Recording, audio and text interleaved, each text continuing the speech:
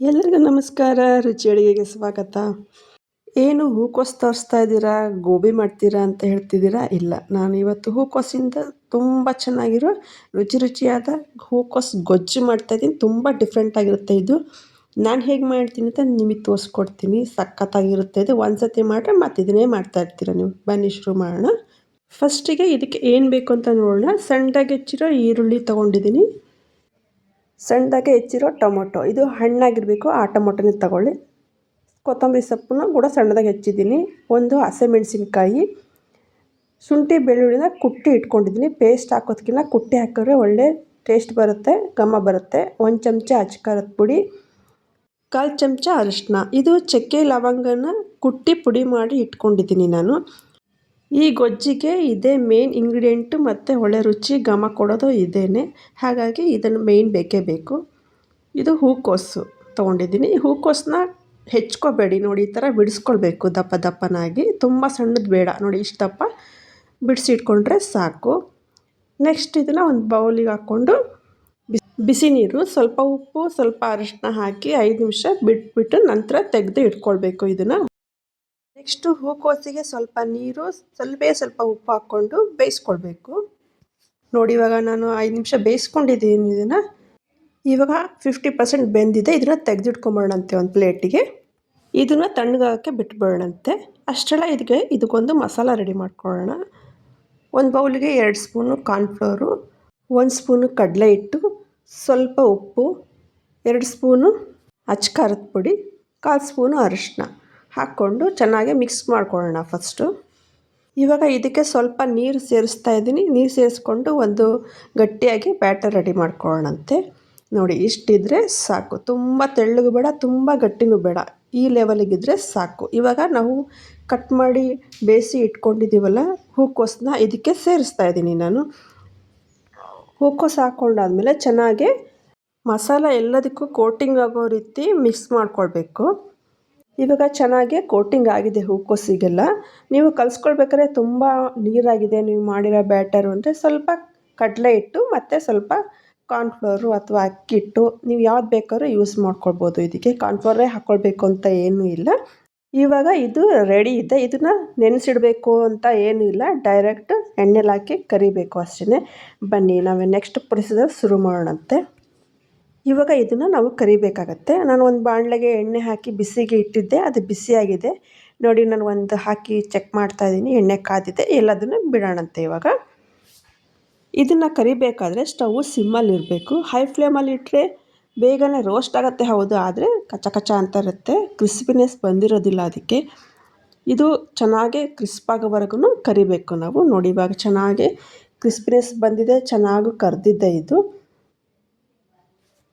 Golden brown ಬಂದಿದೆ ಅಲ್ವಾ. ಈಗ ಇಷ್ಟ ಆದರೆ ಸಾಕು. ಇದನ್ನು ತೆಗೆದಿಟ್ಕೊಂಬಿಡೋಣಂತೆ ಒಂದು ಪ್ಲೇಟಿಗೆ. ನೋಡಿ ನಾನು ಎಲ್ಲದನ್ನು ತೆಗೆದು ಇಟ್ಕೊಂಡಿದ್ದೀನಿ ಒಂದು ಪ್ಲೇಟಿಗೆ ಹಾಕಿ. ಇದನ್ನು ಸೈಡಲ್ಲಿ ಇಟ್ಬಿಡೋಣಂತೆ. ಇವಾಗ ಇದಕ್ಕೊಂದು ಗ್ರೇವಿ ರೆಡಿ ಮಾಡ್ಕೊಳ್ಬೇಕು. ನಾನು ಇದೇ ಬಾಂಡಲ್ಲಿ ತುಂಬ ಎಣ್ಣೆ ಇತ್ತಲ್ಲ, ಅದನ್ನೆಲ್ಲ ತೆಗೆದುಬಿಟ್ಟು ಸ್ವಲ್ಪ ಎಣ್ಣೆ ಇಟ್ಕೊಂಡಿದ್ದೀನಿ. ಇವಾಗ ನಾವು ಗ್ರೇವಿ ರೆಡಿ ಮಾಡ್ಕೊಳ್ಳೋಣ. ಸಣ್ಣದಾಗಿ ಹೆಚ್ಚಿರೋ ಹಸಿಮೆಣ್ಸಿನ್ಕಾಯಿ ಹಾಕ್ಕೊಳ್ತಾ ಇದ್ದೀನಿ. ನೀವು ಉದ್ದಕ್ಕೆ ಬೇಕಾದ್ರೂ ಹಸಿಮೆಣ್ಸಿನ್ಕಾಯಿ ಹಾಕ್ಕೊಳ್ಬೋದು. ಹಸಿಮೆಣ್ಸಿನ್ಕಾಯಿ ಫ್ರೈ ಆದಮೇಲೆ ಈರುಳ್ಳಿ ಹಾಕ್ಕೊಂಡಿದ್ದೀನಿ. ಈರುಳ್ಳಿನ ಸ್ವಲ್ಪ ಜಾಸ್ತಿ ಹಾಕ್ಕೊಳ್ಳಿ, ಗ್ರೇವಿ ಚೆನ್ನಾಗಿ ಬರುತ್ತೆ ಅದು. ಈರುಳ್ಳಿ ಕೆಂಪಗಾದಮೇಲೆ ಶುಂಠಿ ಬೆಳ್ಳುಳ್ಳಿನ ಕುಟ್ಟಿ ಇಟ್ಕೊಂಡಿದ್ದೀನಿ. 1 ಇಂಚಷ್ಟು ಶುಂಠಿ, ಒಂದು 7-8 ಎಸಳು ಬೆಳ್ಳುಳ್ಳಿನ ಜಜ್ಜಿ ಇಟ್ಕೊಂಡಿದ್ದೀನಿ. ಇದಕ್ಕೆ ನೀವು ಪೇಸ್ಟ್ ಹಾಕೋದಕ್ಕಿಂತ ಈ ಥರ ಜಜ್ಜಿ ಹಾಕಿದ್ರೇ ತುಂಬ ರುಚಿ ಕೊಡೋದು ಇದಕ್ಕೆ. ಸಣ್ಣದಾಗಿ ಹೆಚ್ಚಿರೋ ಟೊಮೊಟೊ, ಇದನ್ನು ಕೂಡ ಚೆನ್ನಾಗಿ ಸಾಫ್ಟ್ ಆಗೋವರೆಗೆ ನಾವು ಫ್ರೈ ಮಾಡ್ಕೊಳ್ಬೇಕು.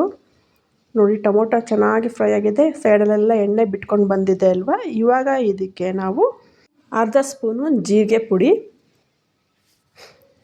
1 ಸ್ಪೂನು ಅಚ್ಕಾರದ ಪುಡಿ, 1/4 ಸ್ಪೂನು ಅರಿಶಿನ, ರುಚಿಗೆ ತಕ್ಕಷ್ಟು ಉಪ್ಪನ್ನ ನೋಡಿ ಹಾಕ್ಕೊಳ್ಳಿ. ನಾವು ಕರಿಯಬೇಕಾದ್ರೆ ಹೂಕೋಸಿಗೂ ಹಾಕ್ಕೊಂಡಿರ್ತೀವಿ, ಹಾಗಾಗಿ ನೋಡಿ ಹಾಕ್ಕೊಳ್ಬೇಕು. ಹೂಕೋಸಲ್ಲಿ ಆಲ್ರೆಡಿ ಉಪ್ಪಿರುತ್ತೆ, ನಾವು ಗ್ರೇವಿ ಮಾತ್ರ ಉಪ್ಪು ಹಾಕ್ಕೊಳ್ತಾ ಇದ್ದೀವಿ, ಅದನ್ನು ನೆನಪಿರಲಿ. ಖಾರದ ಪುಡಿನೂ ಅಷ್ಟೇ ನೋಡಿ ಹಾಕ್ಕೊಳ್ಬೇಕು. ಇವಾಗ ನಾವೆಲ್ಲ ಹಾಕ್ಕೊಂಡ್ಮೇಲೆ ಚೆನ್ನಾಗಿ ಫ್ರೈ ಆಗಬೇಕದು. ನೋಡಿ ಚೆನ್ನಾಗಿ ಟೊಮೊಟೊ ಸಾಫ್ಟಾಗಿ ಮಸಾಲೆಲ್ಲ ಚೆನ್ನಾಗಿ ಫ್ರೈ ಆಗಿದೆ ಅಲ್ವಾ. ಇವಾಗ ಇದಕ್ಕೆ ಸಣ್ಣದಾಗೆ ಹೆಚ್ಕೊಂಡಿರೋ ಕೊತ್ತಂಬರಿ ಸೊಪ್ಪನ್ನ ಸೇರಿಸ್ಕೊಳ್ತಾ ಇದ್ದೀನಿ ನಾನು. ಇವಾಗ ಸೈಡಲ್ಲೆಲ್ಲ ಎಣ್ಣೆ ಬಿಟ್ಕೊಳ್ಳುತ್ತಲ್ಲ, ಅಲ್ಲಿವರೆಗೂ ನಾವು ಇದನ್ನು ಚೆನ್ನಾಗಿ ಫ್ರೈ ಮಾಡ್ಕೊಳ್ಬೇಕು. ನೋಡಿ ಎಷ್ಟು ಚೆನ್ನಾಗಿ ಫ್ರೈ ಆಗ್ತಾ ಇದೆ ಅಲ್ವಾ, ಎಣ್ಣೆ ಎಲ್ಲ ಬಿಟ್ಕೊಳ್ಬಾರ್ದು, ನಿಮಗೆ ಕಾಣಿಸ್ತಾ ಇರ್ಬೋದು. ಇವಾಗ ಇದಕ್ಕೆ ನೀರು ಸೇರಿಸ್ಕೊಳ್ಬೇಕು. ನಾವು ಹೂಕೋಸಿಗೆ ಮಸಾಲೆ ಎಲ್ಲ ಕಲಸಿ ಇಟ್ಟಿದ್ವಲ್ಲ, ಅದರೊಳಗೆ ಸ್ವಲ್ಪ ಮಸಾಲ ಮಿಕ್ಕಿರುತ್ತಲ್ಲ, ಅದಕ್ಕೊಂಚೂರು ನೀರು ಹಾಕಿ ಕಲಸಿ ಹಾಕಿದ್ದೀನಿ. ಅರ್ಧ ಗ್ಲಾಸು ನೀರನ್ನು ಸೇರಿಸ್ಕೊಂಡಿದ್ದೀನಿ. ನೀರು ಹಾಕಿದ್ಮೇಲೆ 2 ನಿಮಿಷ ಕುದಿಯೋದಕ್ಕೆ ಬಿಟ್ಬಿಡಿ. 2 ನಿಮಿಷ ಸಾಕು, ಜಾಸ್ತಿ ಹೊತ್ತು ಕುದಿಯೋದು ಬೇಡ. ಇದು ಲಾಸ್ಟಲ್ಲಿ ಎಣ್ಣೆ ಎಲ್ಲ ಬಿಟ್ಕೊಳ್ತಾ ಬರ್ತಾ ಇದೆ ಅಲ್ವಾ, ಇವಾಗ ಇದಕ್ಕೆ ಚಕ್ಕೆ ಲವಂಗ ಕುಟ್ಟಿ ಪುಡಿ ಮಾಡಿರೋ ಪೌಡರ್ ಹಾಕ್ತಾಯಿದ್ದೀನಿ.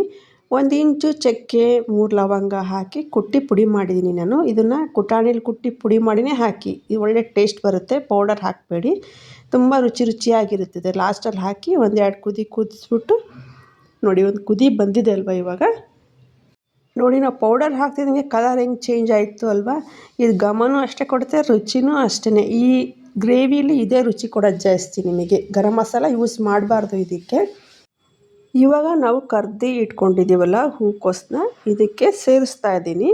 ಸೇರಿಸ್ಕೊಂಡು ಚೆನ್ನಾಗಿ ಮಿಕ್ಸ್ ಮಾಡ್ಕೊಳ್ಳೋಣಂತೆ. ಎಲ್ಲ ಕವರ್ ಆಗಬೇಕು ಹೂಕೋಸಿಗೆ ಗೊಜ್ಜು. ನೋಡಿ, ಚೆನ್ನಾಗಿ ಮಿಕ್ಸ್ ಆಗಿದೆ ಇದು. ಇವಾಗ ಹೂಕೋಸು ಗೊಜ್ಜು ರೆಡಿಯಾಗಿದೆ. ಇದು ಚಪಾತಿ, ಅನ್ನ ಜೊತೆ, ಪೂರಿ ಜೊತೆ, ರೊಟ್ಟಿ ಜೊತೆ, ನೀವು ಯಾವ್ದ್ರ ಜೊತೆ ಬೇಕಾದ್ರೂ ತಿನ್ಬೋದು. ಒಳ್ಳೆ ರುಚಿಯಾಗಿರುತ್ತೆ. ನಾನಿವಾಗ ಪ್ಲೇಟಿಗೆ ಹಾಕ್ಕೊಳ್ತಾ ಇದ್ದೀನಿ.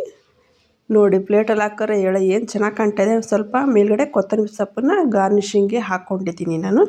ನಿಮಗೆ ಹೇಗೆ ಅನಿಸ್ತು ಈ ಡಿಫ್ರೆಂಟಾಗಿರೋ ಗೋಬಿ ಗೊಜ್ಜು ಅಥವಾ ಹೂಕೋಸು ಗೊಜ್ಜು?